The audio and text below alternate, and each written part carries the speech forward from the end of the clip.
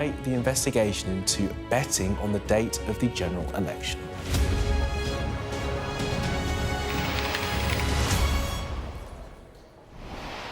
Hello, you're watching the press preview. A first look at what is on the front pages as they arrive.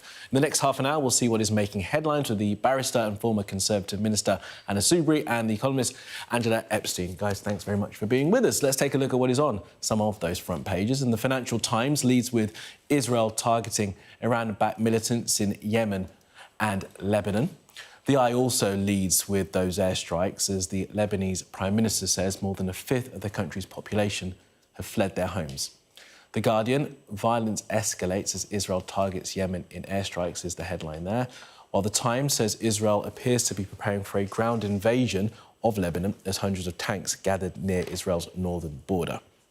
The front of the Daily Telegraph claims the Conservative Party is divided over comments by Tory leadership candidate Kemi Badenoch that maternity pay is excessive.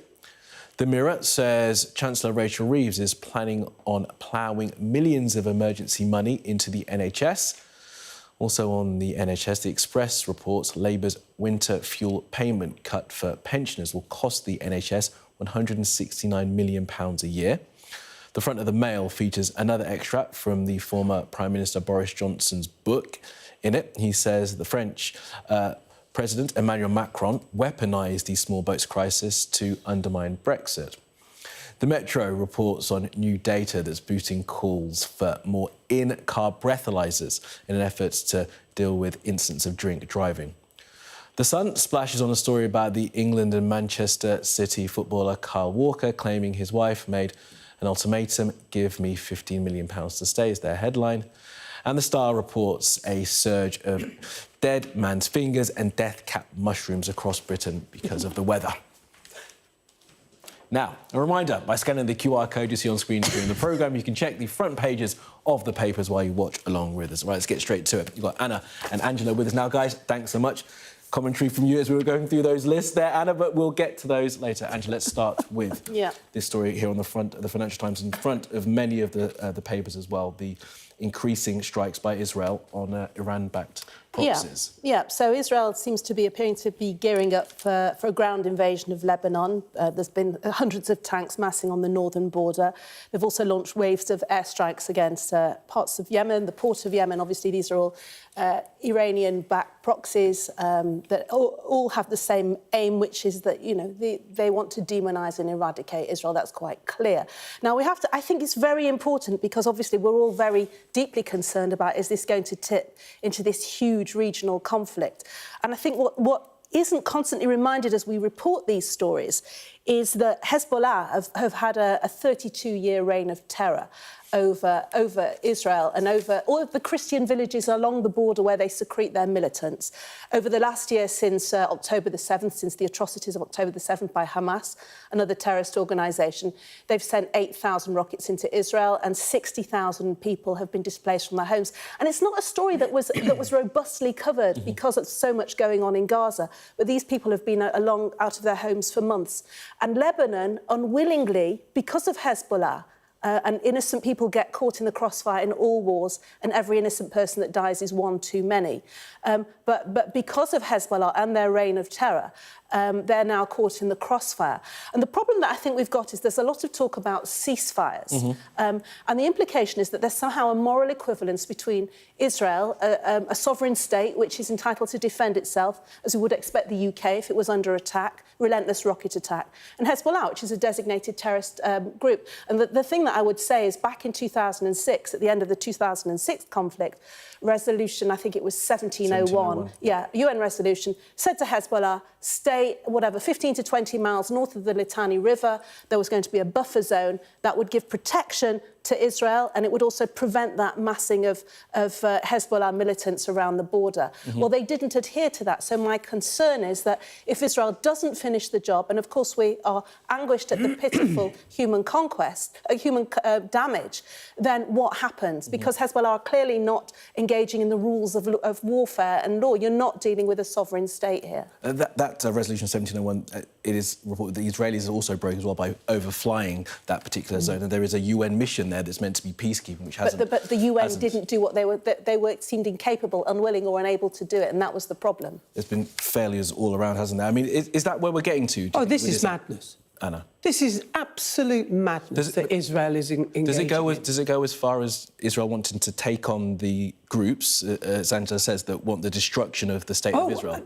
There's no debate about the analysis that Angela quite properly puts forwards about these. I think they were described as militant groups. They're not. They're terrorists. They're terrorist groups. And of course we know what they want, which is to eradicate Israel, and they want to kill all Jews and so on and so forth, and they're despicable. But the reality of it is, where does this all end? Where does it all end? Because there are two big problems. One, Israel doesn't have that end game plan. And secondly, Israel is incapable of understanding that what fuels these wretched terrorist groups is their inability to sit down and accept that the solution is a two-state solution. A homeland for the Palestinians, a sovereign state, and Israel as well, living side by side. Hang on, Angela, you spoke for a long time. I did, sorry. And I was very good. You were good. And it makes a change. I accept that. But that's why I'm so critical of Israel, is that, one, they don't have an end. Where is the end game?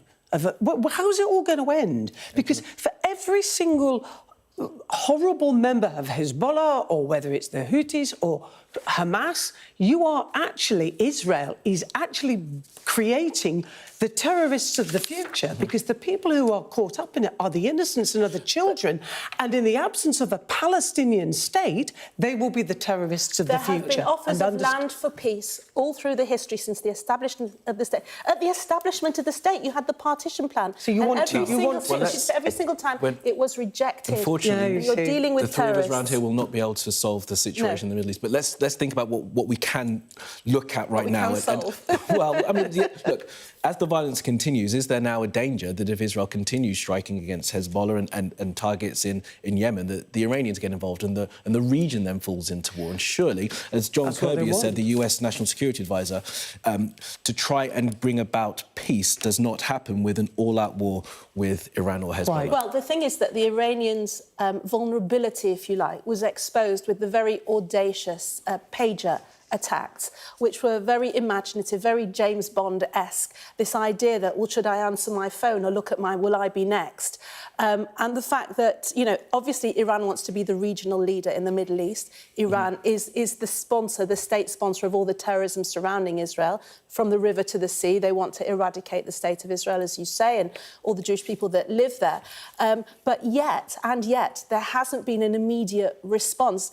We had the 300 or so rockets that came last time. In April, and thankfully, because of the Iron Dome, there were no serious casualties.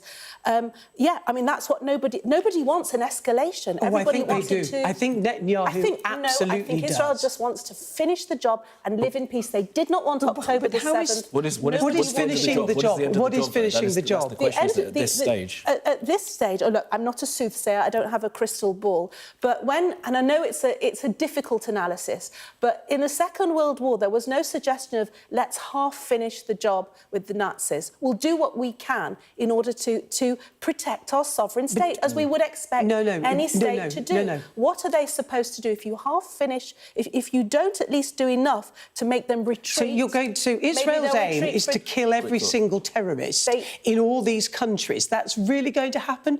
Is it? Of course it's not going to happen. It's going to do its best to strike against Tehran? To protect its citizens. I'm sure it does not want to strike against Tehran. It absolutely is baiting the bear. I'm sure it does not want to That's exactly what it wants. And the rest of the world then has to take the consequences of this irresponsible behaviour by Netanyahu and his cronies. I couldn't disagree more. OK, well, look, disagreement, but we're going to move on to the next... Done respectfully. Precise, which is the best way of us being able to do it. Let's move on to the story on the front of the Telegraph, and we'll see whether we disagree and can do that respectfully. Over this particular one, this is Kemi Badenoch. The headline, I'll just read it out directly, sparks Tory splits over maternity pay costs. And just to remind viewers, if they weren't paying attention earlier, what Kemi Badenoch has said in an interview with Times Radio, that maternity pay is excessive. She then rode back on what she'd said, but she'd already said Yeah, it. she rode back on it saying, as a mother of three, as Yeah. if that was somehow relevant. I hate that. So I hate that. I really hate And this kind you're of a mother of three, weaponising. I'm a mother of Yeah, two. I'm a Nobody mother of cares. four, actually, Oh, sorry. but yeah. Sorry, Yeah. I got to Father of Not one. happened since we last saw each other. but this is... But, I mean, if you're going to stand for the Tory leadership, given the atrocious battering that they've had, quite rightly so, in my view, the one thing you don't do is bang on or allow this particular row to bubble up, because it looks like you're attacking working women. And we know the Conservative Party has a problem with women. And if you want to talk about what really concerns so many mums and dads, it would actually be the cost of childcare, not the costs Definitely. to business of maternity. And I think actually we've moved on a bit, because there was a good argument that, especially for small businesses, it could be quite onerous if somebody takes what they're entitled to. And that fear that they're going to employ a woman rather than a man, rather than a That's businesses kind have of what she worked was round saying. it. If you hear the full quote, that's kind of what she was saying, which is Yeah. why... Yeah, but they've worked round it. And She's picked up, because she will pick a fight with anybody, even if there's nobody in the room and there's not really But a she'll fight. pick one with but you. she's but and she never once would. did. But this is no longer a problem, because businesses have worked round it and they've understood the benefits of making sure that they do have and employ women and keep And there's them. more flexible working, and people are working. It wasn't like Exactly. when I went back to work and you were like racing to get to the nursery at 5 o'clock, and it was all terribly traumatic. But some people are badging this her Andrea Leadsom moment. Do you remember? Was it 2016? It is. When she said that, you know, Theresa May, because unfortunately she hasn't been able to have children, was a source of great sorrow for her. That maybe that Andrea had the edge on that. That somehow, and I hate this idea of the incompleteness. That it's so arrogant and insulting to suggest that of women. But I think what Kemi is sort of saying here, because I've done it, and you do get women like this, I'm so sorry, but you do get women that say, because I've done it and I've managed it and I've pulled it off, why can't you as well? I was a mother of three, I've been able to sort it out. In And her I think it's... privileged position as well. Yes, Because she absolutely. was a member of Parliament, or before that had money and so on. So this is So look, we can't be bad surprised then that vibes. Conservative rivals are jumping on it. Is it a misstep? Is it going to knock her out of the race? Because they're going to be voting on could do it it- by it the end could of do conference, us aren't some they? damage. some very serious damage. Also, if she is seen as somebody who, like you say, who pokes the bear, who's always going to be the one soundbite trigger the whole time because she's going to kick off and say something nuclear every time she opens her mouth. What the Conservative Party need at the moment is cohesion, calm, togetherness, a return to those values, fiscal responsibility, security, domestic assuredness, all the things that people want from a calm, renewed Conservative Party. And you've got this nonsense. Quick You see, thought. well, just remember this: there are only two that will go to the members, and so where this really resonates is amongst members of Parliament, because the Conservatives will decide the final two, and it's going to be between her and Cleverly, because Tugendhat will get knocked out. Where do his votes go? And you could see now that it's going to be between Jenrick and Cleverly.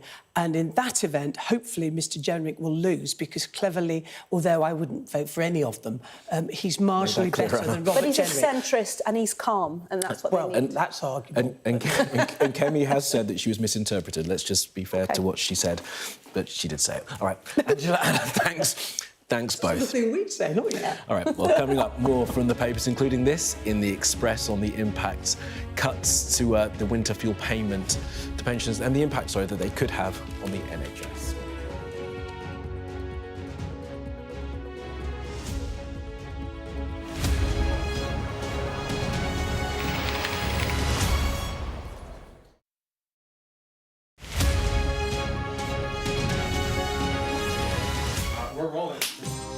Welcome to the world. Our new podcast, starting now. It's very exciting. Every week, we'll be reporting from the world's trouble spots. We get to hold those in positions of power accountable, and we get to ask the questions that the audience, the listeners, want to know about. And that's why it is so important that people tune in, come along for the road, come along for the journey. It'll be fun.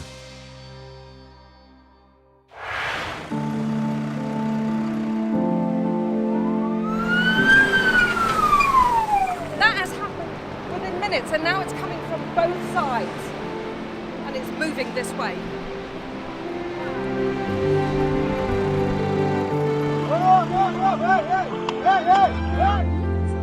only about half a mile from the Turkish coast, and it's evident that the boat is seriously overcrowded. This is one of the most severe viruses in the world. I'm Alex Crawford and I'm Sky's special correspondent based in Istanbul. This is going to be the biggest party Tripoli has ever seen. That's it, it got us then. There's a lot of action going on, a lot of hits going in still. We aim to be the best and the most trusted place in news. Clearly not had very much to eat at all. A lot of them extremely thin and very frail. Look at her arms. I can put my entire hand round. This is the cocktail of drugs which the doctors at this hospital have been giving their coronavirus patients. Made for people who want clarity in an uncertain world.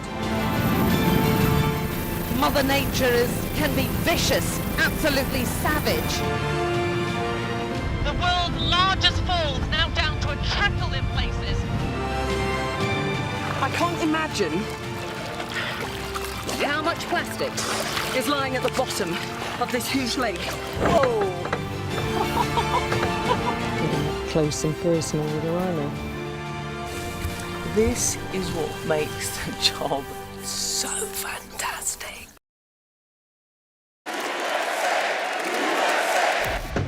I say, bring it on. With America divided and tensions running high, get ready for an election like no other. Join our teams as we follow the campaign trail as America decides. We will win, win, win. Get closer to the action this US election with full reaction and analysis. Sky News, the full story first. The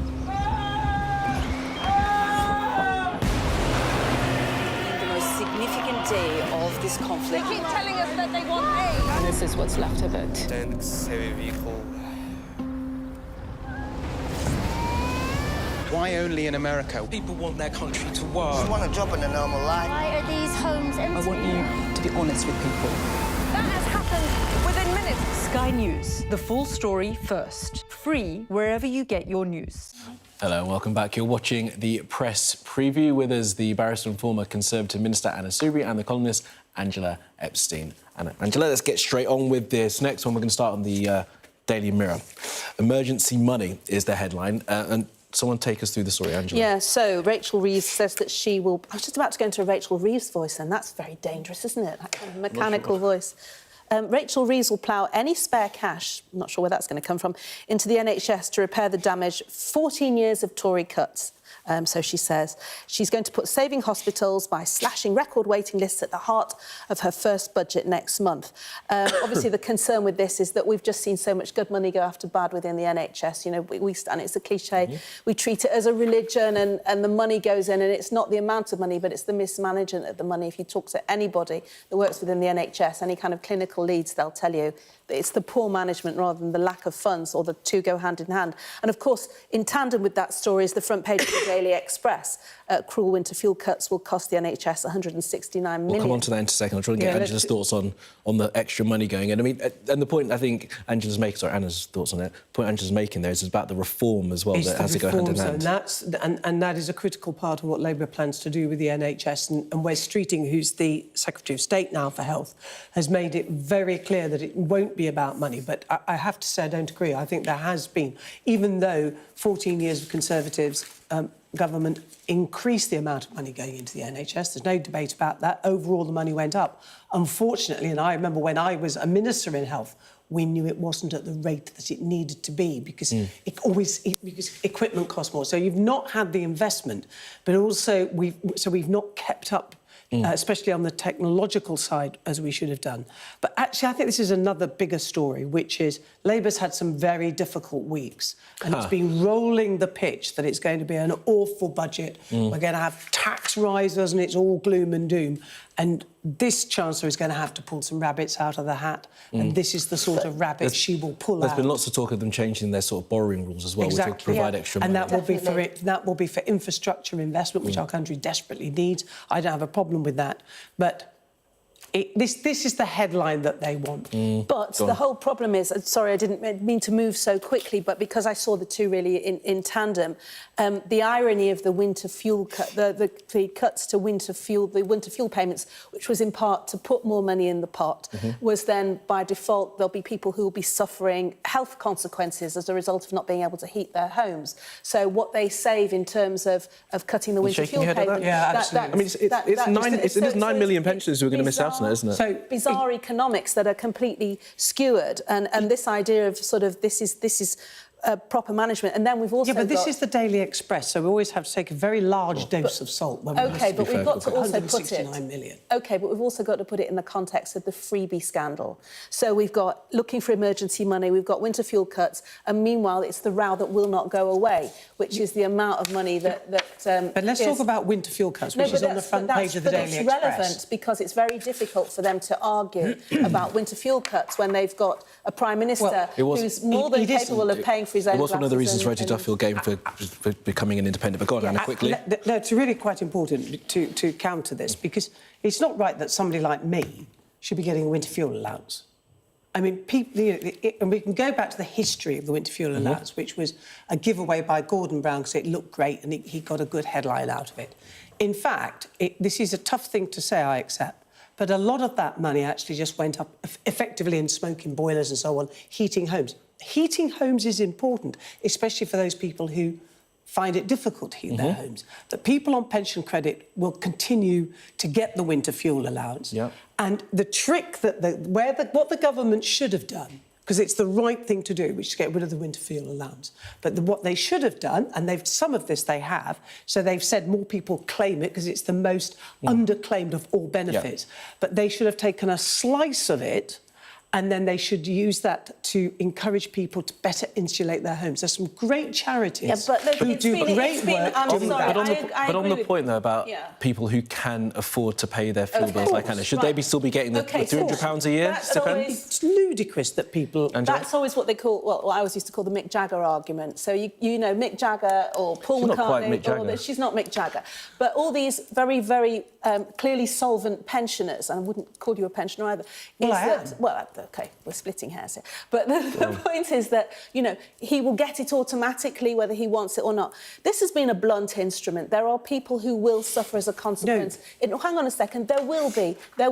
What I would suggest is there should have been an opt-out system. So people like yourself, if you think the payment is there and I'm eligible for it, but I don't need it, OK, nobody it's a point of principle. Way out of it. And if you're being really, really honest about it, as we should be, when I hit 60, and I was a Member of Parliament earning a good salary, suddenly I didn't have to pay for my prescriptions. Why? Because you'd spent 40 years paying tax. But you've been paying tax all those years. But why so you put money into the public purse. So why shouldn't Why do I get free prescriptions? But why shouldn't you get something back in return for being a hard-working taxpayer? But I'm still working. Who sustained the public purse all This is a madness. There are all these peculiarities, and we should be honest about it and fair about it and say things like that. When you're 60 to get free prescriptions and you're still in work, that is mad. Well, and you're 67 and you're still in work. And I get free prescriptions. OK, so opt out. I think that's why there's no option. But I've really enjoyed the conversation. Thank you. Angela, thanks both. We'll do it again very soon, so stay around. Don't go too far. All right, well, coming up on Sky News at 11. In the Middle East, Lebanon warns it is on the brink of a humanitarian catastrophe following attacks by Israel against Hezbollah on Friday. The leader of the militant group was killed in an Israeli airstrike in the southern suburbs of Beirut. We'll have more in the next hour.